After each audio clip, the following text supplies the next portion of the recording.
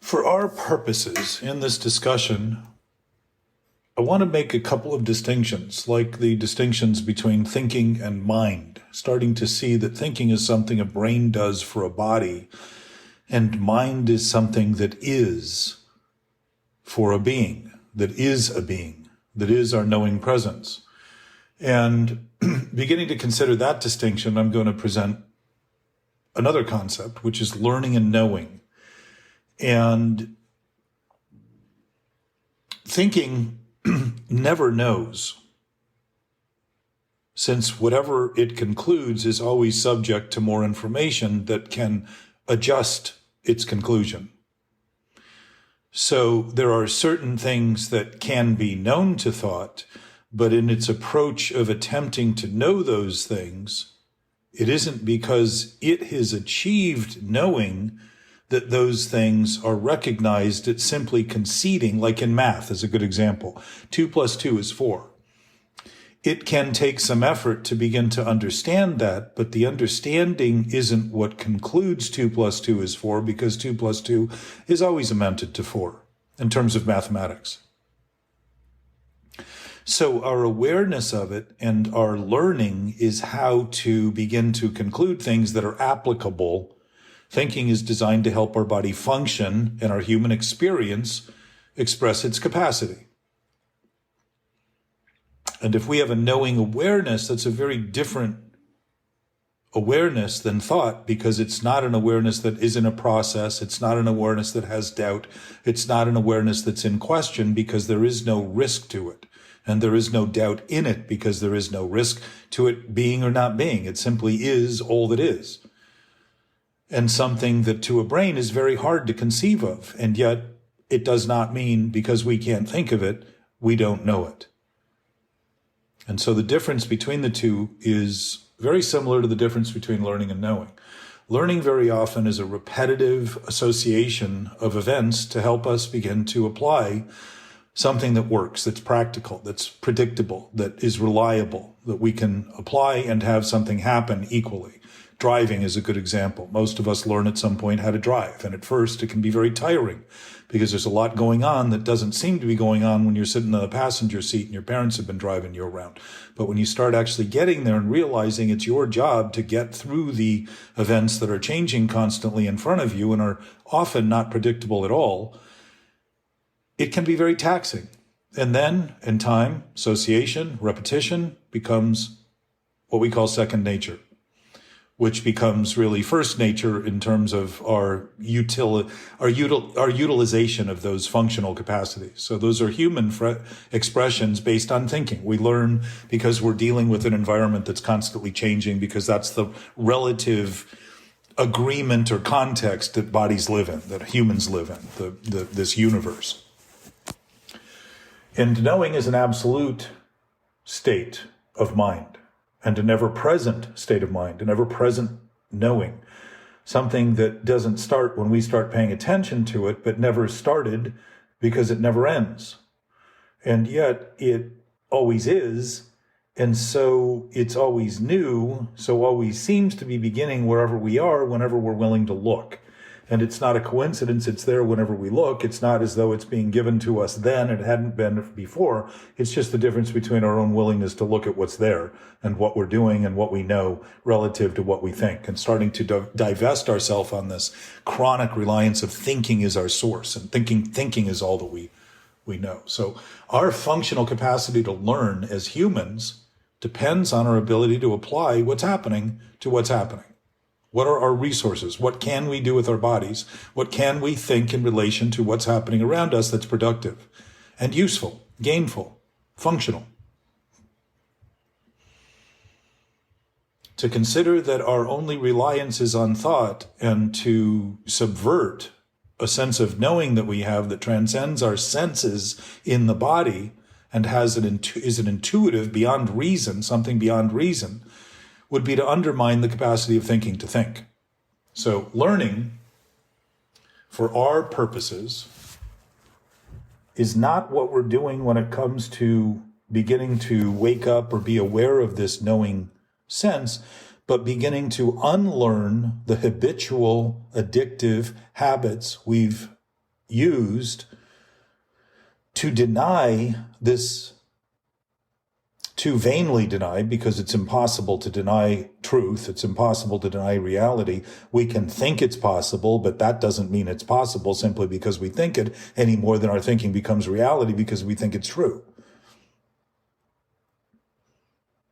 So our process in this discussion is beginning to look at what we're doing. If we see what we're doing accurately, the stickiness of it, the apparent inability to not do it, just vanishes, because we start to see that the thing we're thinking with about it is the thing that's giving us the impression that it, whatever it is, ego, brain, thoughts, whatever we're using to excuse what we're doing, is nothing more than we're thinking of it.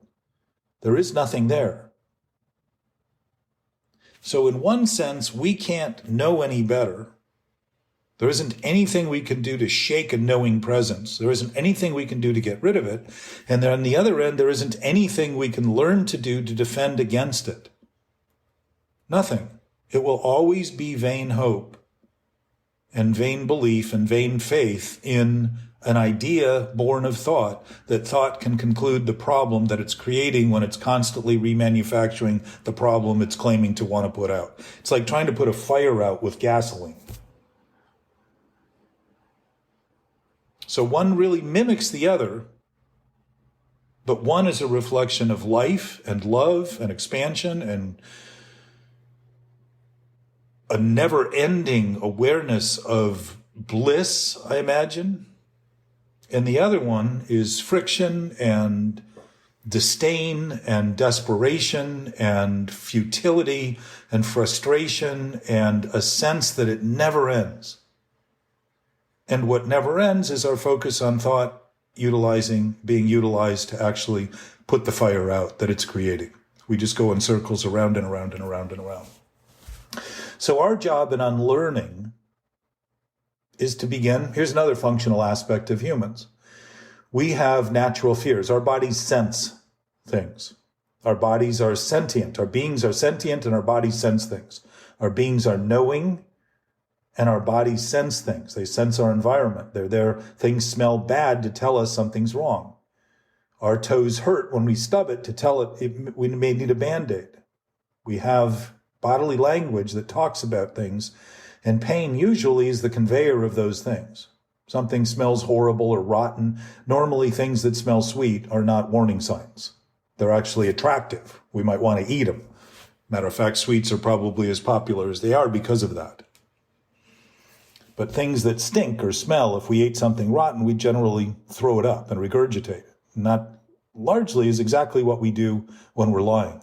We're repulsed by it. It smells, it stinks. We're trying to cover it up. We're trying to make believe it's not us. We're not doing it. We're not the one. Trying to hide it, trying to keep it to ourselves, trying to act better.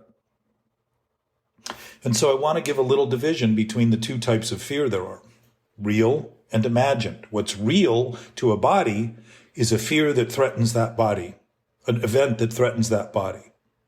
So fear is an automatic guidance system to help prevent that threat that could harm the body in some way. It could be a car coming at us at 70 miles an hour that we didn't notice and it's 50 feet away.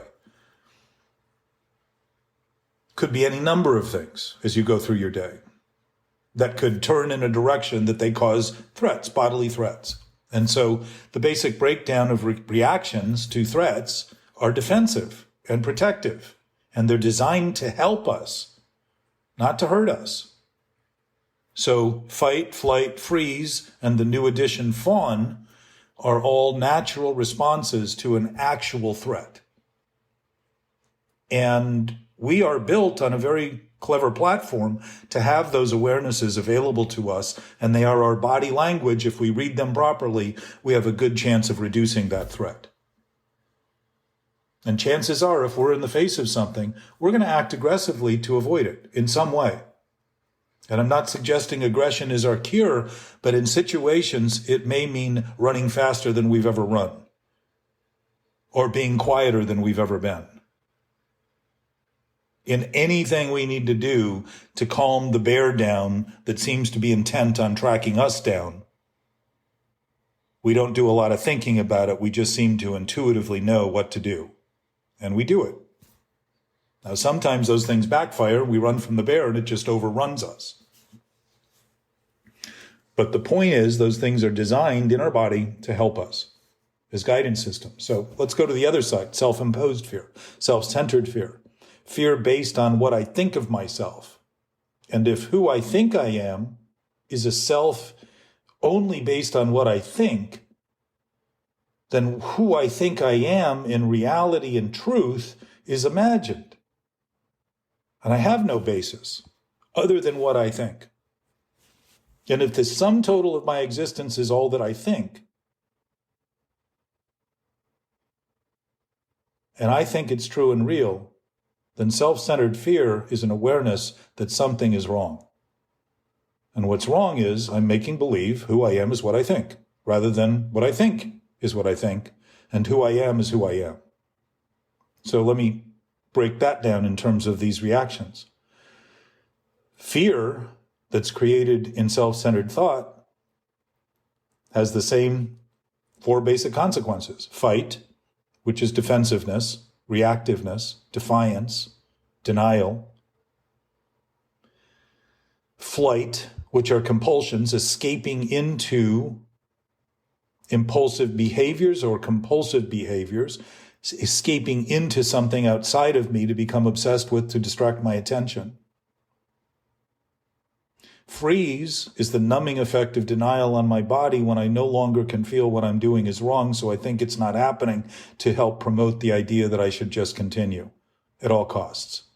That what I'm doing isn't wrong because I don't feel it, and I've become numb to it. And numbing in the body is basically a release of emergency cocktails, chemicals that we create in our system for an emergency that we're not experiencing other than in thought, that now becomes a 24-hour-a-day utilization of something that's designed to serve our interest in a very quick burst of energy and adrenaline and all these other, I don't know what all the chemicals are, but they're corrosive to our systems.